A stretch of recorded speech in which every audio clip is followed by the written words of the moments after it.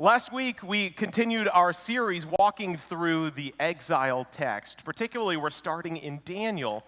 And last week, we talked about King Nebuchadnezzar and his rise to power and his sort of insane, wild political beliefs and actions, how he was maniacal. We talked about how Saddam Hussein saw himself as the embodiment of Nebuchadnezzar, the reincarnation of Nebuchadnezzar. And that gave us an idea of sort of the dictatorial way in which Nebuchadnezzar could be as a leader.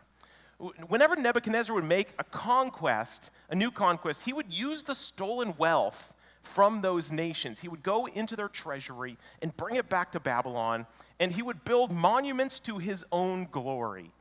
As if it didn't hurt bad enough to see your nation or your capital sacked, to have your money then paying to talk about how glorious he was, must have been a real painful moment. He used money like this to create the hanging gardens in Babylon. Each brick I talked about last week was inscribed with his name on it. So even on one of the 7 wonders of the ancient world, his name was written all over the bricks which were built to build that. He was filled with ego, to say the least. And he was truly dominating the known world. I have a map here just to show you a basic idea of how Nebuchadnezzar's Babylonian kingdom looked. At least I'm pretty sure we have a map.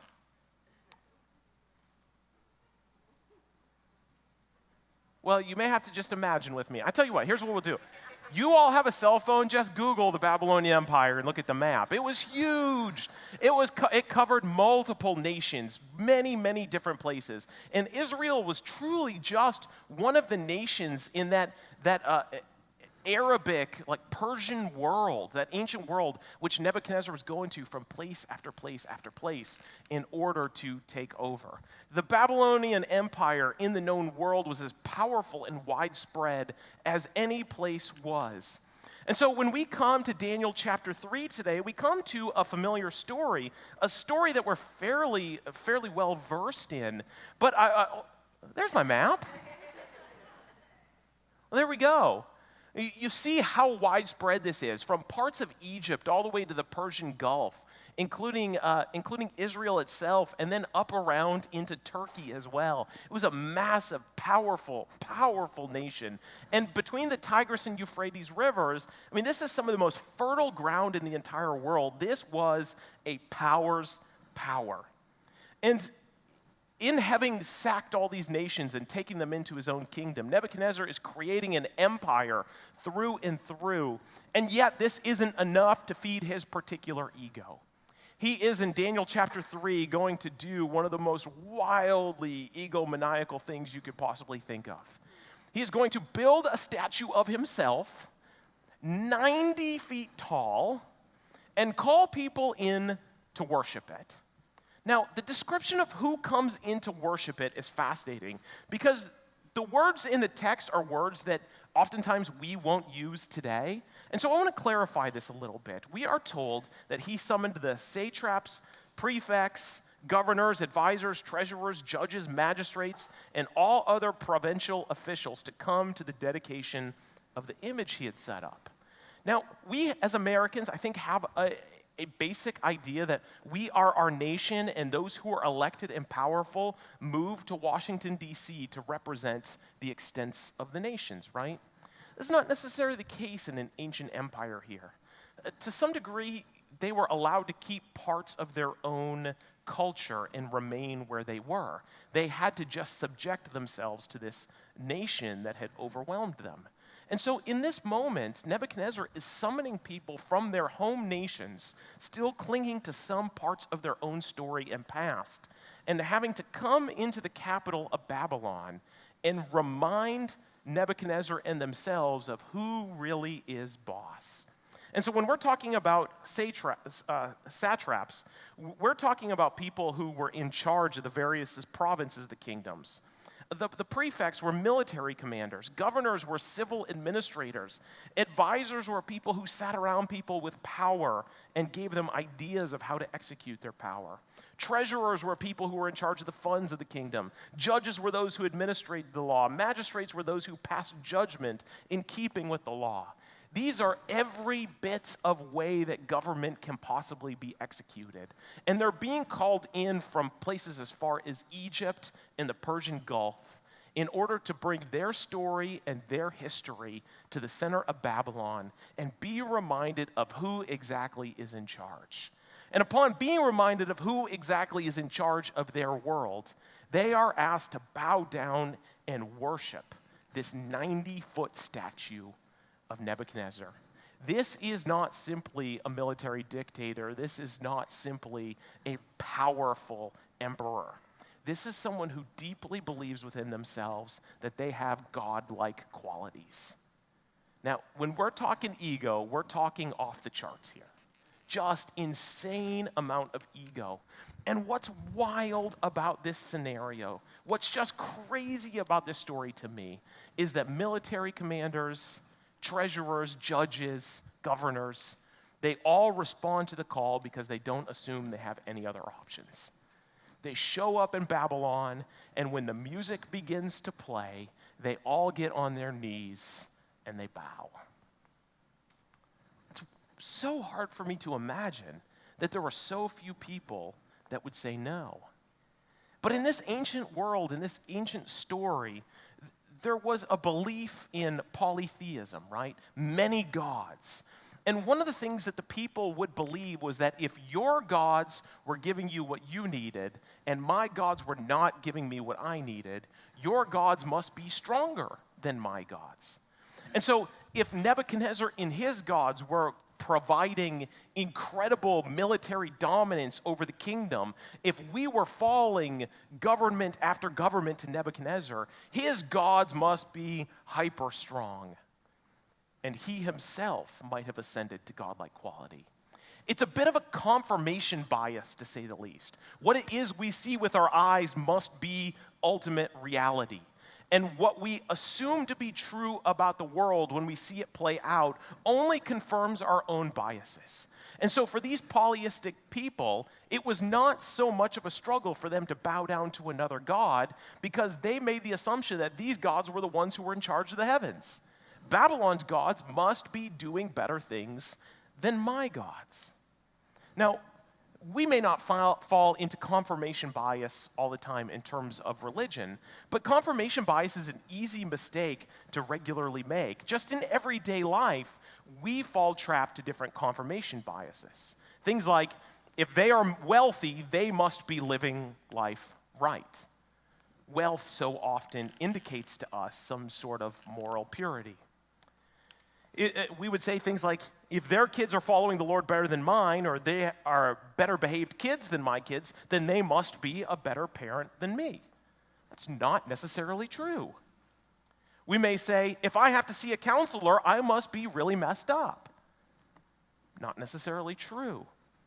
Kids, you may say, if I'm struggling with my grades, I must not be smart. Not necessarily true.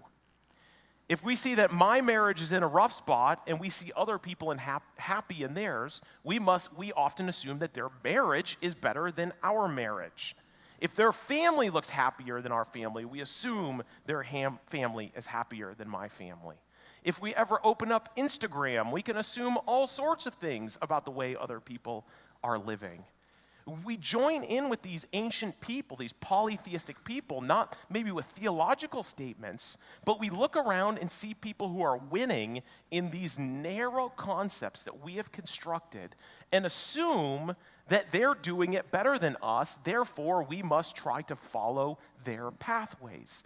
But it doesn't necessarily work like that. And frankly, while we may not be in danger of bowing before 90-foot totems in our world today, cast out of gold with the face of a king on it, we may be in as much danger of the idolatry of that moment as they were.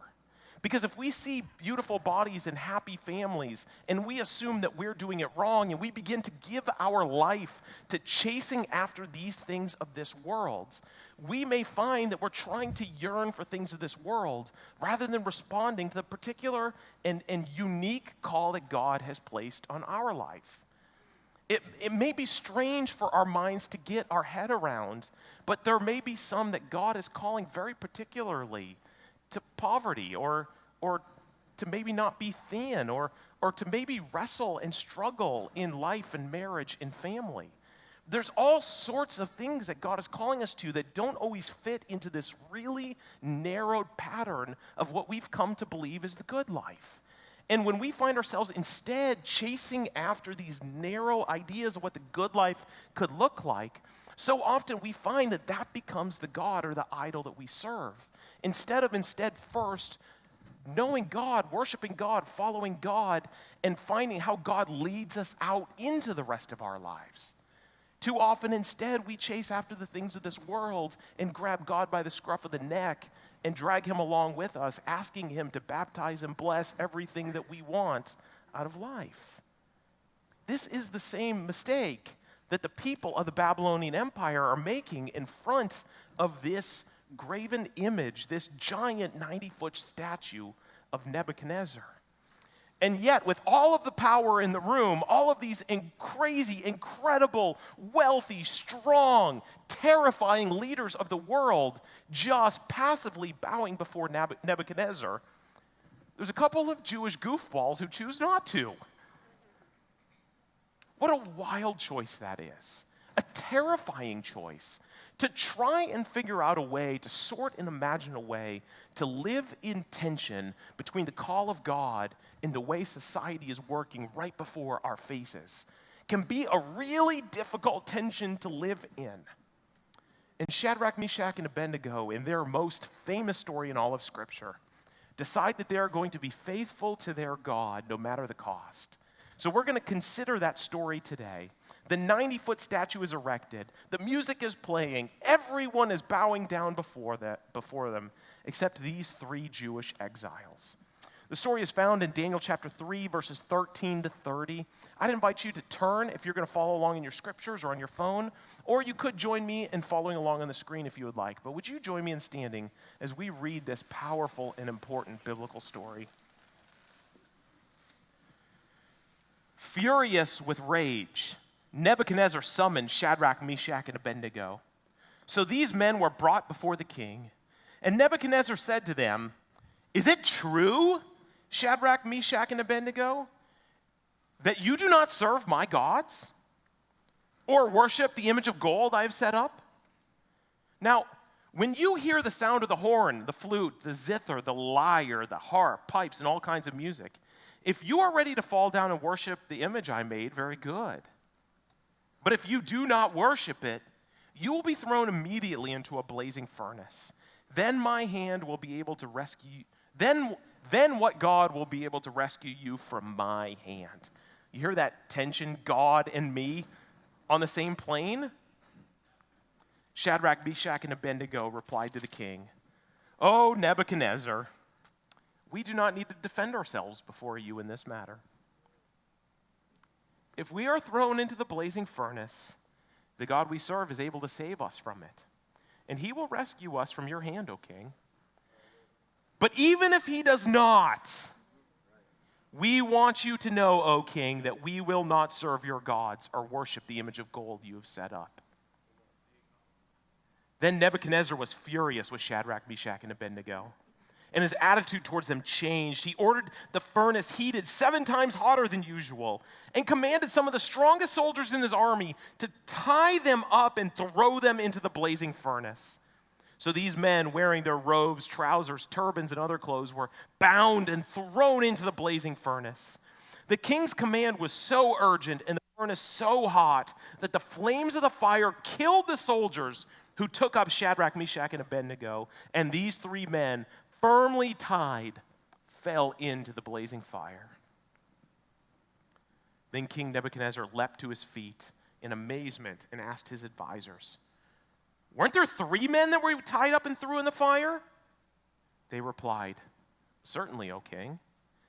He said, "Look, I see 4 men walking around in the fire, unbound and unharmed, and the 4th looks like a son of the gods."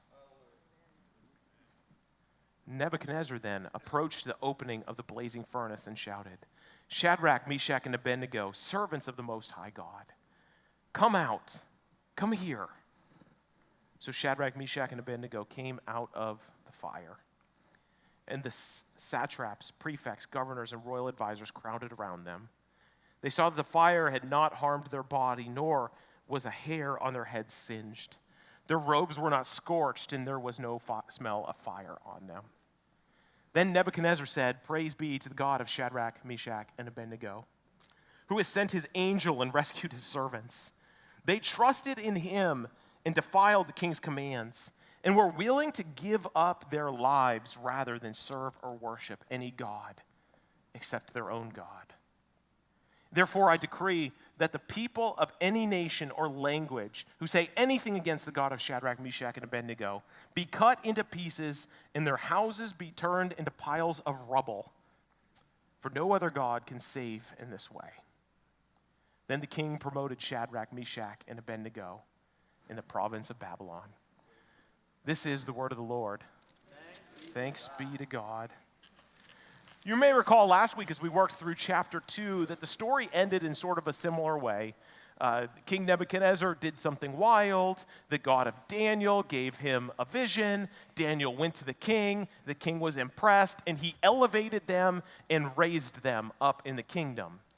The problem with exile in the Old Testament is that it's always on a cycle. There's no easy resolution. The people of God do what is right before God's eyes. God helps them out of the situation, but doesn't ever fix the final problem. Because as soon as Daniel chapter 2 ends and everything seems right with the world, Daniel chapter 3 comes along, and the kings of the world are doing kings of the world things again. They may have said the right thing at the end of chapter 2, but at chapter 3, it's all about them again. And so once more, we're back in this cycle. An egomaniacal king asking the people of God to do something that's against their religion, finding that the rest of the world is more than willing to fall before them and tell them anything they want to hear, and the people of God instead are acting out in quiet response, in fidelity to their own God.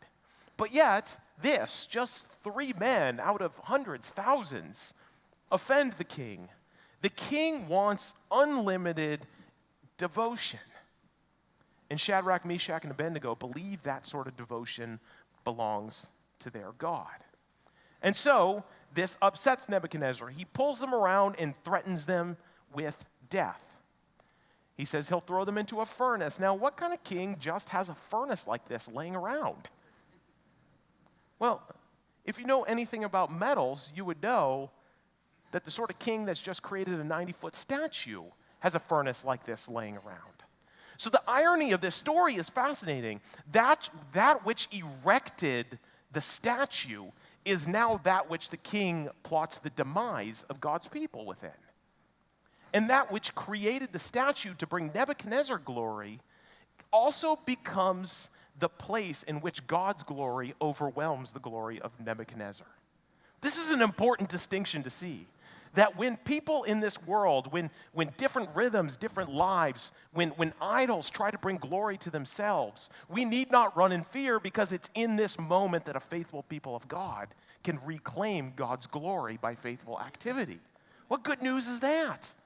And so Shadrach, Meshach, and Abednego say, "We will not bow down before your image. We will not serve you as if you're a competing God. We have but one God alone." And they're saying this from a place of power. They've been elevated into a position. They're standing around with the most important people of the empire because they become the most important people of the empire.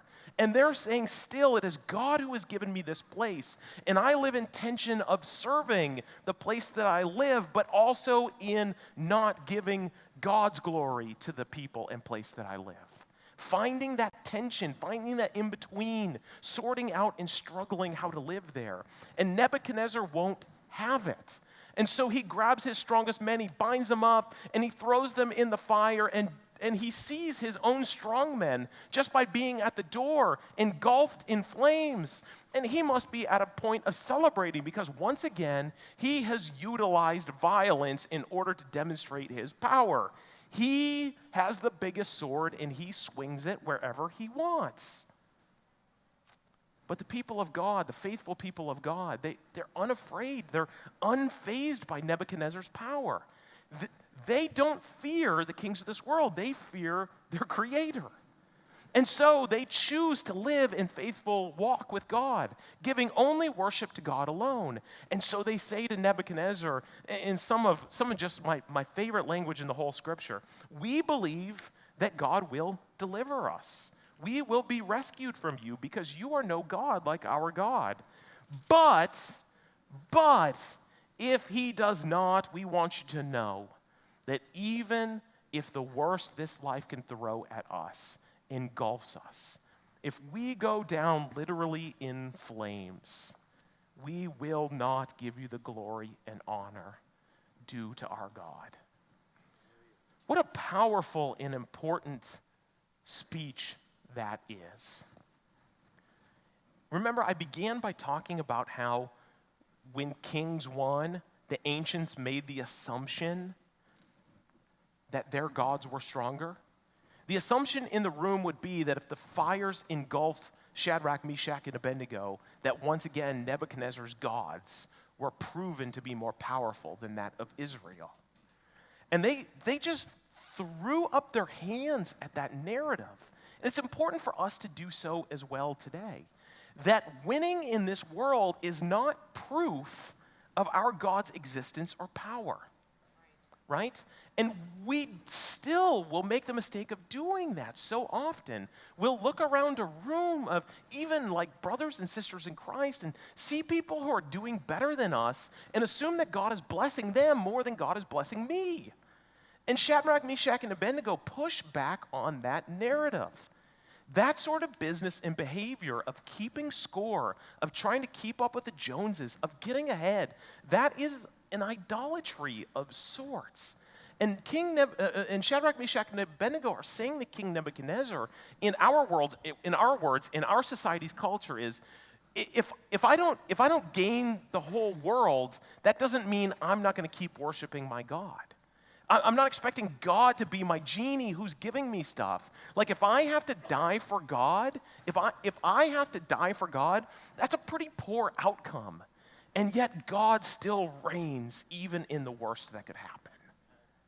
Okay? What a hard word this is for us to hear, I think, but a good reminder that our life should be about pursuing God no matter the outcome in terms of how this world keeps score. This is the tension of working through idolatry in a post-little figurine world, right? We're not clear of idolatry because we don't fashion things out of gold and call it a god. There are many things that we will give glory and honor and time and money and indeed even worship if we think about it because we think that's what's going to make our life better. That's what's going to provide us happiness. That's where our joy is going to come from. So we pursue with all of our heart, mind, soul, and strength things of this world that will never fully satisfy us. And we leave God behind or invite him behind us on the journey, hoping that he'll tell us that it's okay. John Calvin defined idolatry as this. He said, the worship of gifts in place of the giver himself. Idolatry is worship of the gifts in place of the giver himself. Which is to say, just like Shadrach, Meshach, and Abednego know, some days threaten death, and some days give abundant and incredible life. And God remains faithful in both of those tensions. God is present and near on the best and the worst days of our lives. And our work and our role is to not be seduced by the good days, always trying to lust and chase after those, but to also, on the difficult days, have our antennas up and our sensitivities towards seeing God's presence in the midst of the worst things that could happen. Because sometimes on the worst days, we have been thrown into the furnace. and we think we have reached the bottom of the pit, and it couldn't get any worse than this, and death is all around us. And suddenly, when we should be curling up and dying, the presence of God is dancing in the midst of the chaos with us. And when the presence of God is dancing in the midst of the chaos with us, where we're at the lowest low and the worst worst, and suddenly God shows up, even the Nebuchadnezzars of the world testify to the presence and goodness of God in our life. How good news is that? And so today, I'm going to show a video conclusion. I've seen this video before. It's by the Bible Project, which is a great video series. Todd Dobier sent me this clip this week, and I was like, I got to show this, because it talks about this Bible story, and it gives some instruction, a bit of a 30,000-foot view of the exile. And it makes the argument for us that the story of the exile that we should receive, stories like Shadrach, Meshach, and Abednego, is trying to sort through this tension of a world that invites us into idolatry regularly, but yet a God who calls us to live as good citizens and good people and productive members of the places that we find ourselves. And so the story of the exile, I don't want to give too much of the video away, is an invitation to find ourselves in the tension between that which is already and that which is all not yet, the kingdoms of this world and the kingdom of God, being a good neighbor and being unafraid to call out the idolatry of our neighborhood. And sorting out how it is that we find ourselves in this tension is hard and complex work, but it's specifically and explicitly what stories and texts like this call us to. Would you enjoy, this is about a 4 or 5 minute video, really well produced. Watch this and see how it is that they work through the story of the exile. In the year 587 BC, the city of Jerusalem was attacked by the Babylonian Empire. And a year later, the city and the temple were plundered and burned. Thousands of Israelites were taken from their homes and relocated all over ancient Babylon. They became exiles. And so now they're a minority, surrounded by a new culture with new gods. Now, some Israelites chose to resist Babylon by revolting or withdrawing. Others gave in, adopting the Babylonian way of life and accepting these new gods as their own. And you might think those are your only two options, but the prophet Jeremiah told them to do something totally different and surprising. To settle in, build houses, plant gardens, grow families, and most surprisingly, to seek the well-being of Babylon and pray to the Lord on its behalf. So this is like a third way. Yeah, it's not compromise or revolt. What does it look like? Well, there's a whole book of the Bible that explores that question. It's the story of Daniel. Daniel was one of the Israelites taken into the Babylonian exile. And because Daniel had a royal heritage and education, he was recruited along with some friends to work in the high court of Babylon. Work for the enemy? That would be compromise. Or they could gain the king's trust, take him down from the inside. That's what you might expect, but instead, they take Jeremiah's advice and choose the third way. They serve the king of Babylon, taking on Babylonian names and even clothing style. So they seek Babylon's well-being. But in doing so, aren't they just giving up their heritage? It could seem that way, but actually they aren't. As you read on, the story focuses on moments where they draw the line, and they choose faithfulness to their God and resist the influence of Babylon. So, for example? Well, like when they're commanded to bow down to the idol of Babylon and give allegiance to the king as if he's a god. They won't go that far. Right. This is where you see their true loyalty. It requires them to critique Babylon's idolatry of power, its arrogance, its injustice, but they do it non-violently by laying down their lives. And so God vindicates Daniel and his friends for their faithfulness. So they would serve Babylon, seek its well-being, but their loyalty was always to God. Yeah, this is what Jeremiah was envisioning. The way of the exile is a combination of loyalty and also subversion.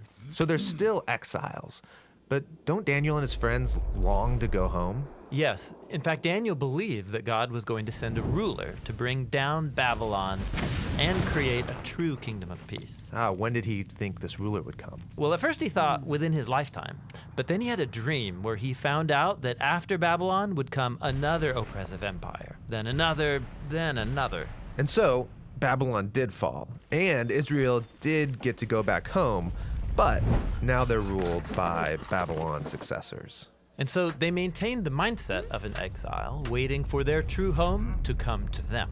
And they continued the same practice of loyalty and subversion to any new versions of Babylon that came along. And this leads us to the time of Jesus. The empire of his day was Rome, ruled by Caesar. Now, some Israelites wanted to resist, while others gave in and adopted Roman culture and its gods. But watch Jesus carry on the subversive loyalty of Daniel. Like when he said, it's fine to pay taxes to Caesar, give him back his coins. But then he said, don't mistake Caesar for God. God's the one who deserves your total life and allegiance. So the way of Jesus is this same mix of loyalty and subversion. Yeah, like he taught his followers to love and even bless their enemies. But he also got arrested for speaking out against the corrupt leaders of Jerusalem and Rome. He critiqued their idolatry of power, and it cost him his life. But God vindicated him by raising him from the dead as the true king of the nations. The king that Daniel had hoped for. Right. And Jesus promised that one day his kingdom would prevail. And so until then, his followers are living in a type of exile. Yeah, this is why the Apostle Peter calls followers of Jesus foreigners and exiles. He told them to respect the authorities of whatever place you happen to live, to honor and love all people, but then he reminds them that this isn't their true home. They're still living in Babylon. But, well, they're not living in Babylon. Babylon doesn't exist anymore. Or does it? In the Bible, Babylon has become a symbol that describes any human institution that demands allegiance to its idolatrous redefinitions of good and evil. Okay, so we all live and work in Babylon. How do I seek the well-being of Babylon while my allegiance is to someone greater? Yes, Jesus' followers are called to live in that tension between loyalty and subversion. That's the way of the exile.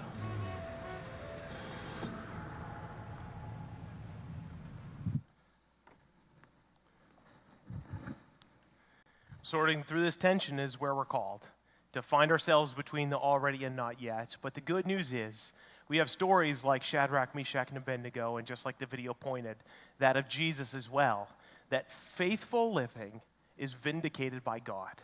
Sometimes in the moment, like Shadrach, Meshach, and Abednego. Some days, 3 days later, like in Jesus. But for all of us, as we await the coming kingdom that will reign forever. We're going to sing this final song of praise. The song is called Overcome.